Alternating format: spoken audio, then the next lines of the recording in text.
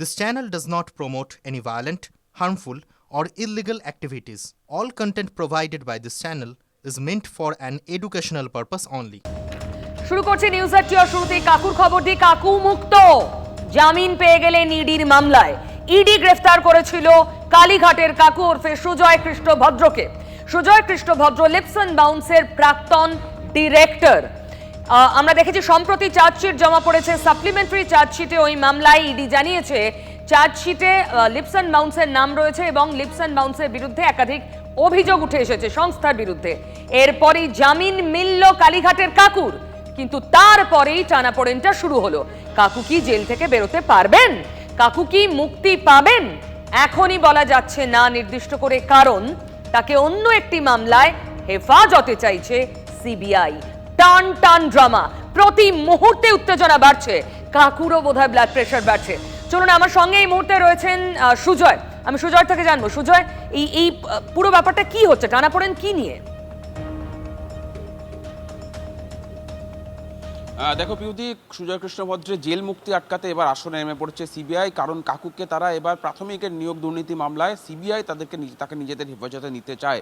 এবং গত 10 দিনে দেখেছি আমরা, গত 3 বার সুজয় কৃষ্ণ ভদ্রের প্রোডাকশন ওয়ারেন্ট অ্যালাউ হয়েছে, কিন্তু সুজয় কৃষ্ণ ভদ্র জেলে অসুস্থ থাকায় তিনি হাজিরা দিতে পারেননি। আজকে আবার নতুন করে সকালবেলায় বিচারক শুভেন্দু সাহার ঘরে তিনি আসতেই বা এজেন্সি তিনি বসতেই সিবিআই আগাম হাজির ছিল। এবং প্রথমেই কিন্তু আজকে সিবিআইয়ের মামলা হয়, সিবিআই প্রোডাকশন ওয়ারেন্টের আবেদন করে এবং বিচারক সিবিআইয়ের যুক্তি শুনে 9 ডিসেম্বর প্রোডাকশন ওয়ারেন্টের নির্দেশ দেন। কিন্তু তারপরেই ঘটে কলকাতা হাইকোর্টে সেই খবর, যেখানে সুজয় কৃষ্ণ ভদ্রের জামিন মঞ্জুর করে কলকাতা হাইকোর্ট। এই খবর সিবিআই দফতরে পৌঁছতে আবার সিবিআই ওই বিচারকের এজলাসে অর্থাৎ শুভেন্দু সাহার ঘরে এসে পৌঁছয় এবং জানায় যে 9 ডিসেম্বর নয়, আজই সুজয় কৃষ্ণ ভদ্রকে তা প্রোডাকশন ওয়ারেন্টের ভিত্তিতে আজকে আদালতে পেশ করা হোক। এই আবেদন করে সিবিআই। কোন মামলায় সিবিআই হেফাজতে চাইছে? কোন মামলায়? জেল মুক্তি আটকাতে হবে। দেখো, জামিন পেয়েছেন ইডির প্রাথমিক নিয়োগ দুর্নীতি মামলায়, সিবিআইও তাকে প্রাথমিক নিয়োগ দুর্নীতি মামলাতেই প্রোডাকশন ওয়ারেন্ট চেয়েছে এবং প্রোডাকশন ওয়ারেন্ট অ্যালাউ হলে সিবিআই তাকে নিজেদের হেফাজতে নিতে চায়। এবং তৎপরতাটা যেটা বলছিলাম পিউদি, যেই কলকাতা হাইকোর্ট থেকে জামিনের খবর হলো, সিবিআই এসে আবেদন করলো যে আজকেই প্রোডাকশন ওয়ারেন্ট অ্যালাউ করতে হবে। যদিও বিচারক শুভেন্দু সাহা বলেন যে যেহেতু ইতিমধ্যেই তিনি 9 ডিসেম্বর প্রোডাকশন ওয়ারেন্টের অনুমোদন দিয়েছেন, ফলে নতুন করে আর কোনো শুনানি নয়। কিন্তু সিবিআই এখনো মরিয়া চেষ্টা চালিয়ে যাচ্ছে। সিবিআইয়ের একজন পুলিশ সুপার পদমর্যাদার অফিসার, ধরো আর কোনো নতুন করে কোনো নির্দেশ দিল না কোর্ট, তাহলে কি হবে? কাকু জামিন পেয়ে বেরিয়ে যাবেন, সিবিআই কি হেফাজতে নিতে পারবে? দেখো যদি কলকাতা যেহেতু নিম্ন আদালত যদি নতুন করে কোনো নির্দেশ না দেয় বা আজকেই যদি তার এই প্রোডাকশন ওয়ারেন্টটাকে অ্যালাউ না করা হয়, ফলে এখানে একটা আইনি জটিলতা পাকিয়ে থাকছে, একটা আইনি জটিলতা রয়েছে। সিবিআইয়ের যুক্তি যে 9 ডিসেম্বর প্রোডাকশন ওয়ারেন্টের জন্য অনুমতি দেওয়া থাকে, তাহলেও সুজয় কৃষ্ণ ভদ্রকে জেলেই থাকতে হবে। যদিও অন্য মামলায় তিনি জামিন পেয়েছেন, তার জেল মুক্তি কোনোভাবে সম্ভব নয়। সেই কারণেই তারা 9 ডিসেম্বরটাকে এগিয়ে নিয়ে আসতে চাইছেন। আজকেই তারা চাইছেন সুজয় কৃষ্ণ ভদ্রকে যাতে আদালতে পেশ করার অনুমতি দেয় আদালত। ফলে এই আইনি জটিলতাটা যাতে নতুন করে দানা না বাঁধে এবং এই আইনি জটিলতার সুযোগ নিয়ে সুজয় কৃষ্ণ ভদ্র জেল থেকে বেরিয়ে পড়তে না পারেন, সেটাই আটকানোর চেষ্টা করছে সিবিআই। এবং সে কারণে সিবিআই লিগাল টিম তারা এই মুহূর্তে বিশেষ সিবিআই আদালত সেখানে রয়েছে। তারা পরবর্তী কি মুভমেন্ট করে, তারা পরবর্তী কি পদক্ষেপ নেয়, আজই কোনো তারা পদক্ষেপ নেয় কিনা, কলকাতা হাইকোর্টে তারা চলে যায় কিনা, সেটাই এখন দেখার। তার কারণ সিবিআই আরো একটা বিষয় বলো, আমরা দেখেছি এর আগে বোধহয় গতকালও হাজিরা ছিল কালীঘাটের কাকু, সেই হাজিরাও এড়িয়েছেন বোধহয় টানা 3 বার। ফিজিক্যালি গিয়ে না উপস্থিত হলে সিবিআই হেফাজতে নিতে পারছে না, এরকম কোনো জটিলতা বোধহয় ছিল। তো সেই সমস্যার সমাধান কিভাবে সম্ভব? দেখো, সেই সমস্যার এখনো সমাধান হয়নি। এক্ষেত্রে তোমাকে জানাতে চাইবো যে পার্থ চট্টোপাধ্যায়কে যখন এই মামলায় অর্থাৎ প্রাথমিক নিয়োগ দুর্নীতি মামলায় সিবিআই তাকে হেফাজতে নিয়েছিল, তখন পার্থ চট্টোপাধ্যায় ভার্চুয়ালি জেল থেকে হাজিরা দিয়েছিলেন এই কোর্টে। জেলে ভার্চুয়ালি তাকে প্রোডাকশন ওয়ারেন্ট হয় এবং সেখানে শোন অ্যারেস্ট বা গ্রেফতার দেখায় সিবিআই। এক্ষেত্রে সুজয় কৃষ্ণ ভদ্রের ক্ষেত্রে তারা শোন অ্যারেস্ট নয়, তারা নিজেদের কাস্টাডিতে হেফাজতে নিতে চাইছে। তাই যেহেতু হেফাজতে নেওয়ার আবেদন থাকছে সিবিআইয়ের তরফ থেকে, তাই বিচারকের যুক্তি, বিচারক বলছেন যে সশরীরে হাজিরা না দিলে তিনি কোনোভাবেই হেফাজতে নেওয়ার আবেদন মঞ্জুর করতে পারছেন না। আর এক্ষেত্রে বাধা হয়ে দাঁড়াচ্ছে কি সুজয় কৃষ্ণ ভদ্রের অসুস্থতা। ফলে এর আগে 3বার, সেই গত 10 দিনে 3বার এই অসুস্থতার জনিত কারণে তাকে পেশ করা যায়নি, ফলে সিবিআই তাকে হেফাজতে নিতে পারেনি। আজকে কি হয়, আজকে প্রোডাকশন ওয়ারেন্ট 9 ডিসেম্বর অ্যালাউ করেছে সিবিআই কোর্ট। সেক্ষেত্রে তাকে সেই দিনটাকে এগিয়ে নিয়ে আসতে সিবিআই কি পদক্ষেপ করে, তারা কি নিম্ন আদালতে সিবিআই মরিয়া হয় দিনটা এগোতে চাইছে। অনেক ধন্যবাদ সুজয়। আমাদের যেমন বললো যে ইডি যে মামলায় গ্রেফতার করেছিল, মানে ওই নিয়োগ দুর্নীতি মামলায়, তাতে জামিন পেয়ে গিয়েছেন সুজয় কৃষ্ণ ভদ্র, কিন্তু তিনি জেল থেকে বেরোতে পারবেন কিনা সেটা নির্ভর করছে আদালতের পরবর্তী নির্দেশের উপরে। কারণ সিবিআইও হেফাজতে চাইছে সুজয় কৃষ্ণ ভদ্রকে, এবং সিবিআই এর এই হেফাজত জবের থেকে চেয়েছে সিবিআই, তবে থেকেই কালীঘাটের কাকু বা সুজয় কৃষ্ণ ভদ্র বুকে ব্যথা অনুভব করছিলেন, তাই তিনি একের পর এক হাজিরা এড়িয়ে গিয়েছেন। কিন্তু শেষ পর্যন্ত এড়িয়ে থাকতে পারবেন? লাখ টাকার প্রশ্ন। নাকি সিবিআই আদালত থেকে একটা অর্ডার ছিনিয়ে আনবে যেখানে তারা কাকুকে হাজতে নিতে পারে? টান টান টেনশন এই মুহূর্তে কাকুর মনেও, আর কাকু যে শিবিরের সেই শিবিরেও। তবে এর সঙ্গে সঙ্গে টেনশন রয়েছে মুস্তাকিনেরও, কারণ মুস্তাকিন অলরেডি বলছে তাকে ফাঁসানো হয়েছে। তার সাজা ঘোষণা হবে আজ। মুস্তাকিন হলো কুলতলির ওই ক্লাস 4 এর বাচ্চা মেয়েটি যাকে ধর্ষণ এবং খুনের দায় অভিযুক্ত এবং দোষী সাব্যস্ত করেছে গতকাল বারুইপুর মহকুমা আদালত মুস্তাকিন সর্দারকে। আপনাদের মনে আছে, ঠিক আরজিকর ঘটনার পরপরই এই ঘটনা ঘটে এবং তোলপাড় হয়েছিল এই ঘটনা নিয়ে রাজ্য রাজনীতি। খুব কম দিনের মধ্যে বিচার প্রক্রিয়া শেষ করলো নিম্ন আদালত। নিম্ন আদালতের বিচারের পর, মানে দোষী সাব্যস্ত হওয়ার পর মুস্তাকিনের কথা শোনাবো। মুস্তাকিন যদি ফাঁসি সাজায় কি করবে? আমি কিছু করিনি, আমাকে ফাঁসাচ্ছে। আমি করতে চাই না। মেয়েরা সর্দার করেছে পার্টির তরফ থেকে। কোন পার্টি?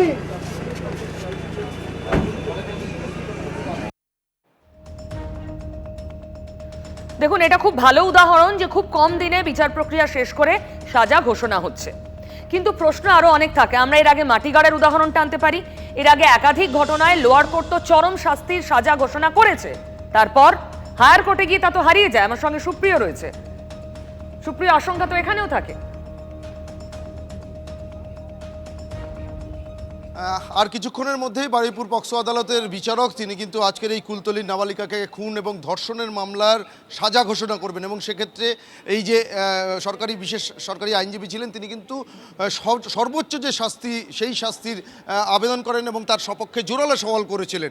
এখন বিচারক কি রায় দেন সেটা দেখার। তিনি সর্বোচ্চ শাস্তির সাজা ঘোষণা করেন, আর যদি সেই শাস্তির সাজা ঘোষণা করেন, তুমি যেমনটা বললে পিউদি, ইতিপূর্বে কিন্তু আমাদের রাজ্যের বিভিন্ন ক্ষেত্রে এই ধরনের মামলাতে দেখা গেছে যে নিম্ন আদালত সর্বোচ্চ শাস্তির সাজা ঘোষণা করেছেন সমস্ত কিছু তথ্য প্রমাণ বিচার করে, বা যে সমস্ত পারিপার্শ্বিক তথ্য প্রমাণ সব কিছুর উপরে ভিত্তি করে। কিন্তু পরবর্তীতে যারা সাজা পাচ্ছেন বা যাদের হয়ে যাদের অভিযুক্ত হিসাবে সাজা ঘোষণা করা হচ্ছে, তারা আবার উচ্চ আদালতের দ্বারস্থ হচ্ছে। সেখানে গিয়ে দেখা যাচ্ছে সেই সর্বোচ্চ সাজার মেয়াদ কোথাও কমে যাচ্ছে, আবার সেই সাজা অনেকটাই কম হয়ে যাচ্ছে। কিন্তু এক্ষেত্রে কি হয়, আজ একদিকে যেমন দেখার যে এই বারুইপুর পক্সো আদালতের বিচারক তিনি কি সাজা ঘোষণা করেন, সর্বোচ্চ শাস্তির সাজা ঘোষণা করেন নাকি কি সাজা ঘোষণা করেন, তার কারণ এই যে মুস্তাকিন সর্দার তার হয়ে যে আইনজীবী ছিলেন তিনি কিন্তু বেশ কয়েকটা বিষয় তুলে ধরেন যে মুস্তাকিনের বয়স অত্যন্ত কম, সে 19 বছর বয়স এবং তার পরিবারের সে একমাত্র আর্নিং মেম্বার, তার বাবা মায়ের আর কোনো রকম সহায় সম্বল নেই, এমনকি তার বাবা অসুস্থ। সেই জায়গা থেকে তার এই যে পারিপার্শ্বিক পরিস্থিতি সেটা বিচার বিবেচনা করে যাতে তার সাজার মেয়াদ কমানো হয় বা কম সাজা ঘোষণা করা হয়। যদিও সরকারি আইনজীবী তিনি কিন্তু জোরালো সওয়াল করেন এবং সেক্ষেত্রে কি নৃশংসভাবে খুন করা হয়েছে, পরিকল্পিতভাবে খুন করা হয়, এবং এই চতুর্থ শ্রেণীর ছাত্রী সে প্রতি বছর স্কুলে প্রথম স্থান অধিকার করতেন, এবং এই ধরনের ঘৃণ্য অপরাধের মানে সাজা মকুবের প্রশ্নই হয় না 100 বার। কিন্তু এই যে মুস্তাকিনের কথাটা আমরা শুনলাম, সুপ্রিয় বলছে যে পার্টি তাকে ফাঁসিয়েছে। কোন পার্টি? এই মুস্তাকিন ছেলেটি কি তৃণমূল করতো? দেখো, তার কোনো রকম কোনো রাজনৈতিক পরিচয় এখনো পর্যন্ত এই 2 মাস, গতকাল 61 দিনের মাথায় আদালত তাকে দোষী সাব্যস্ত করেছে, পুলিশ তদন্ত করেছে। এই সময়ের মধ্যে কিন্তু স্থানীয়ভাবেও তার কোনো রকম কোনো রাজনৈতিক পরিচয় সামনে উঠে আসে। কিন্তু আজ যখন তাকে আদালতে নিয়ে আসা হচ্ছিল, তখন কিন্তু পুলিশের গাড়ি থেকে যখন নেমে যাচ্ছিলেন, সেই সময় যখন সংবাদ মাধ্যমের তরফ থেকে তাকে প্রশ্ন করা হয়, সেই সময় তিনি যেটা দাবি করেন যে তাকে ফাঁসানো হচ্ছে এবং সেক্ষেত্রে কে বা কারা ফাঁসাচ্ছে, তখন কিন্তু তার মুখে যেটা শোনা যায় যে পার্টি তাকে ফাঁসাচ্ছে। তবে কোন পার্টি, কি পার্টি, সেই বিষয়টা কিন্তু সে সম্পূর্ণ সম্পূর্ণরূপে স্পষ্ট করেনি। কোথাও গিয়ে তার এই যে ঘৃণ্য অপরাধ, সেই অপরাধের জন্য যে সাজা, সেই সাজা যাতে কম হয় বা তাকে যে কোনোভাবে ফাঁসানো হচ্ছে, এই বিষয়টাকে কোথাও গিয়ে সে স্টাবলিশ করার চেষ্টা করছে, এমনটাও কিন্তু মনে করা হচ্ছে। 100 সুপ্রিয়া, তোমাকে অনেক ধন্যবাদ, অনেক ধন্যবাদ। অন্যদিকে কিন্তু আমাদের আরেকটু অপেক্ষা করতে হবে বিচারক কি সাজা ঘোষণা করেন। আজকে বারুইপুর মহকুমা আদালতের বিচারক, ফাস্ট ট্র্যাক কোর্টে বিচার হয়েছে, 61 দিনের মাথায় বিচার হলো, এটাই আমাদের জন্য আসার কথা। তবে এই ধরনের অপরাধী যারা, তারা যেন কোনোভাবেই তাদের সাজা মকুব করতে না পারে, অন্য কোর্টে গিয়েও না পারে, সেদিকে বোধহয় আরও সচেষ্ট হওয়ার সময় এসে গিয়েছে।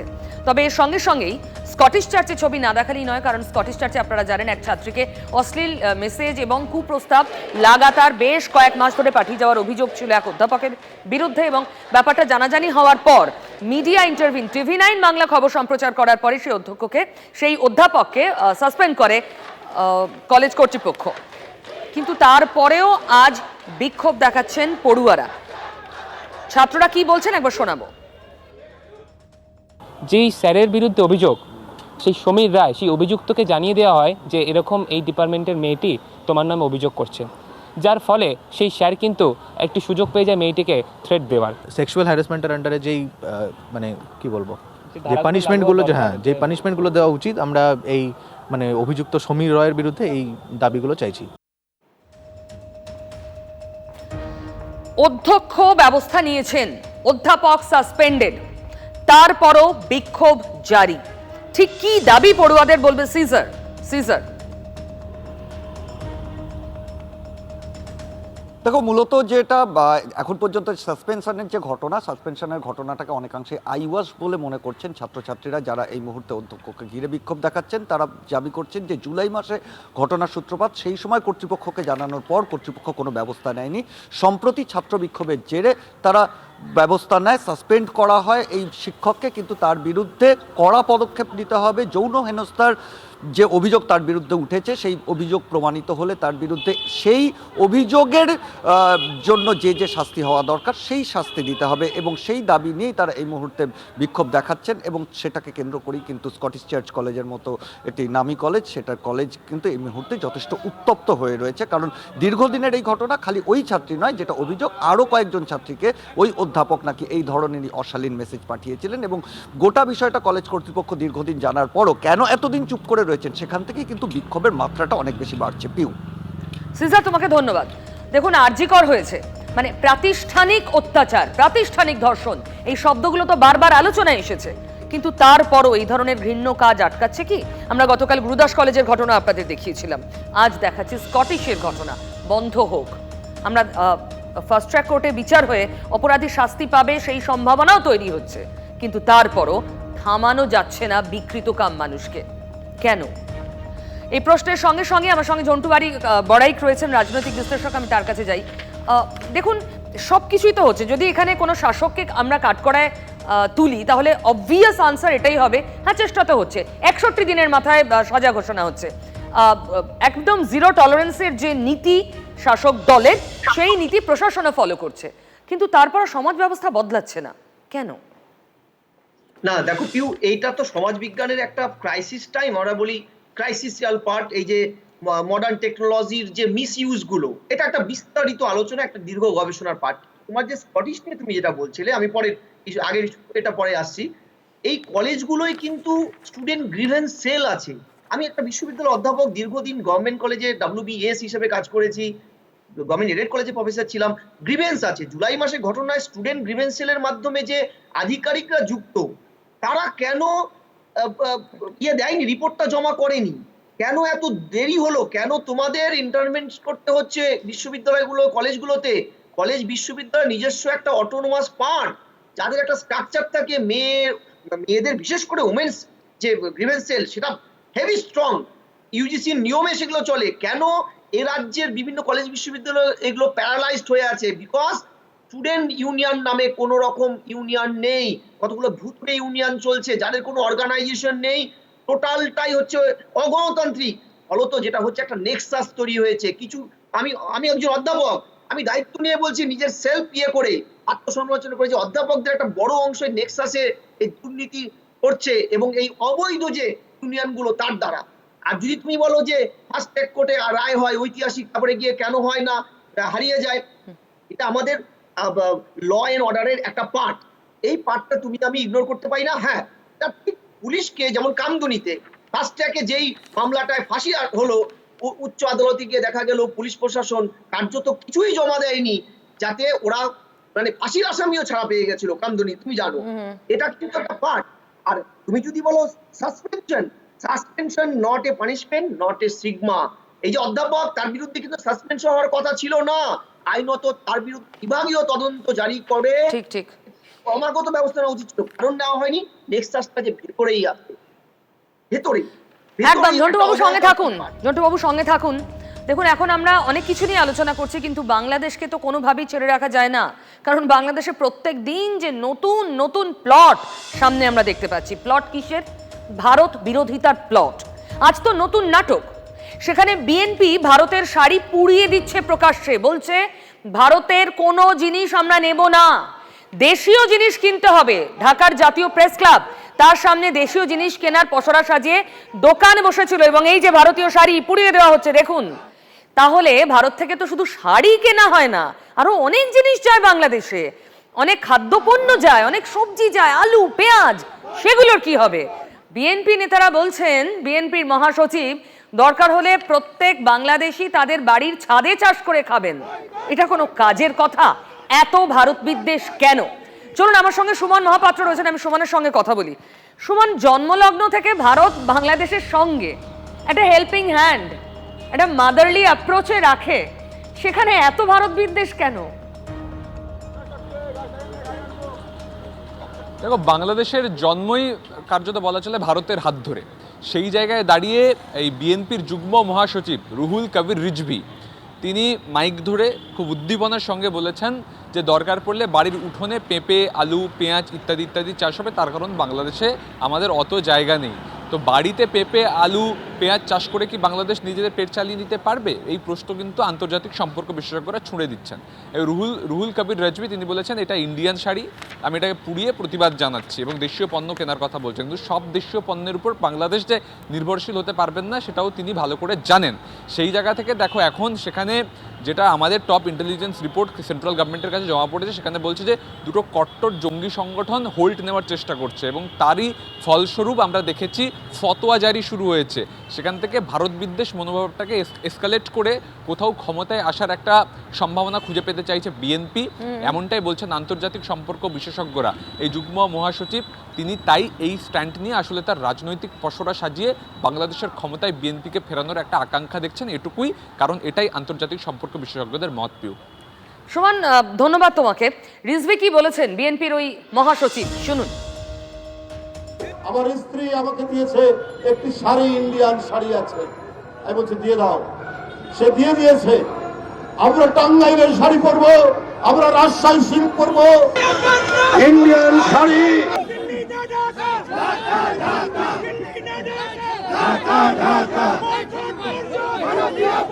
ভারতের শাড়ি কিনবে না, ভারতের সাবান কিনবে না।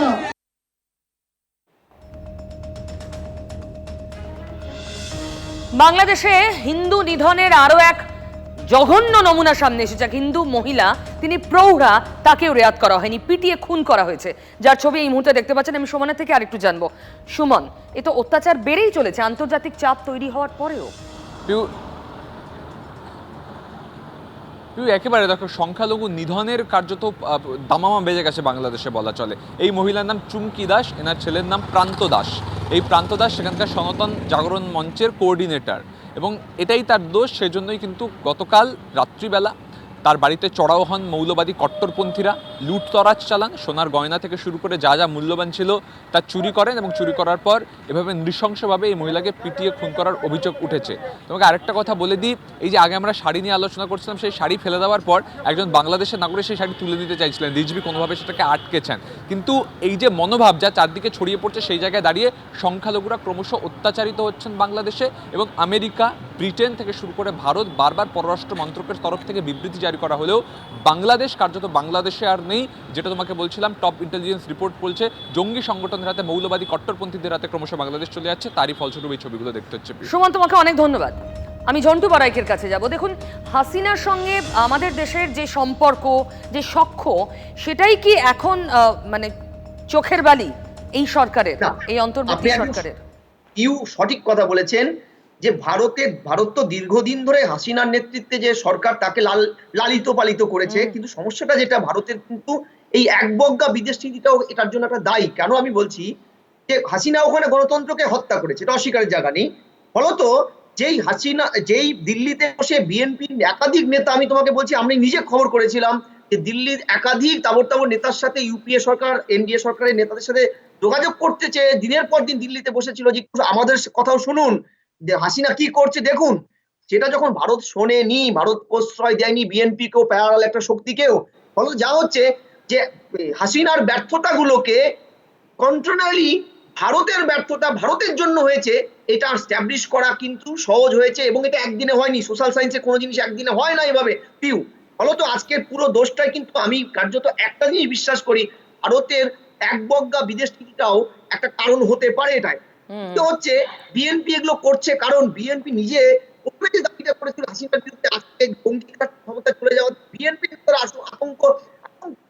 না, আপনার কথা কেটে কেটে যাচ্ছে। ঝন্টু বাবু, অনেক ধন্যবাদ, আমাদের সঙ্গে আপনি কথা বলছিলেন। অবশ্যই বিদেশ নীতি নিয়েও ভাবা উচিত কিনা সেই প্রশ্নটা আজকের দিনে তুলছেন অনেক বিশেষজ্ঞ। তবে এর মধ্যেই গভীর রহস্য ঘনীভূত হয়েছে, না বাংলাদেশ নিয়ে নয়, আমাদের সংসদে বাক্স রহস্য। যে বাক্সে তারা নোট পাওয়া গিয়েছে আমাদের সংসদে, সেই বাক্সে কি রহস্য লুকিয়ে আমার নয়াদিল্লির সহকর্মী জ্যোতির্ময় কর্মকারের থেকেই আমি জানবো। জ্যোতির্ময়, হঠাৎ এক শীতের দুপুরে কোন রহস্য সংসদে পাওয়া গেল? আজ রাজ্যসভার অধিবেশন শুরুর সঙ্গে সঙ্গে রাজ্যসভার চেয়ারম্যান জগদীপ ধনখড় তিনি বলেন যে প্রত্যেক দিন অধিবেশন শেষের পরে যে রুটিন অ্যান্টি সাবোটাজ চেক হয়, সেই চেক গতকাল হচ্ছিল, আর সেই সময় 222 নম্বর আসন অর্থাৎ যেখানে অভিষেক মনু সিংভি বসেন সেখানে নোটের তাড়া পাওয়া গিয়েছে। তদন্তের নির্দেশ দিয়েছেন জগদীপ ধনখড়। কিন্তু তারপরেই রাজ্যসভার দলনেতা তথা বিজেপির সর্বভারতীয় সভাপতি জেপি নাড্ডা তিনি বলেন এই ঘটনা আদতে সংসদের গরিমাকে নষ্ট করেছে এবং তিনি পুরো ঘটনায় পূর্ণাঙ্গ তদন্তের দাবি সরকারের তরফ থেকে তিনিও চান।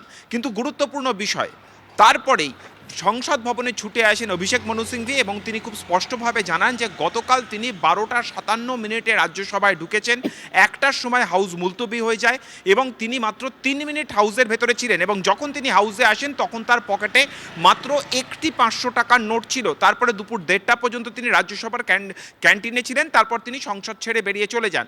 ফলত যে তাড়া নোটের কথা বলা হচ্ছে, এই নোট কোনোভাবেই তার হতে পারে না। আর পুরো বিষয়টিকেই একটি বৃহত্তর চক্রান্ত বলে বিরোধীরা তারা ব্যাখ্যা করছে এবং অভিষেক মনু সিংভিকে ফাঁসানোর জন্য তাকে টার্গেট করা হয়েছে বলে বিরোধীরা দাবি করছেন এবং তুমুল হইহট্টগোলের পরিবেশ কিছুক্ষণের জন্য সংসদের অধিবেশন শুরুর সঙ্গে সঙ্গেই সকাল 11টার পর আমরা দেখতে পাই। জ্যোতির্ময়, তোমাকে অনেক ধন্যবাদ। কি বলছেন অভিষেক মনু সিংভি? 500 টাকার নোট নিয়ে ঢুকলেন, তারপরে টাকার বাক্সটা এলো কোথা থেকে? এই প্রশ্নের কি উত্তর মনু সিংভির? সঙ্গে কিরেন রিজিজু কি বলছেন শুনুন। मेरा पूरा कल का हाउस के अंदर बैठक 3 मिनट की थी। मुझे तो ये इतना हास्यास्पद लगता है, अगर ये गंभीर नहीं होता तो हास्यास्पद होता कि शायद हर मेंबरान की हर सीट पे एक एनक्लोजर बनना चाहिए कांच का, जिसके अंदर लॉक एंड की हो। तो जो member Don't you think that while we are going towards a digital India, carrying a bundle of notes in the house is appropriate? Definitely this is not appropriate. We don't carry note bundles in the house. You don't need to pay that much of money if it was a genuine note. So that is why it is a serious matter, and I fully agree with the observation of the Honorable Chairman that there must be serious investigation. এই রহস্য নিয়ে শেষ করব news এট 2, সঙ্গে থাকুন।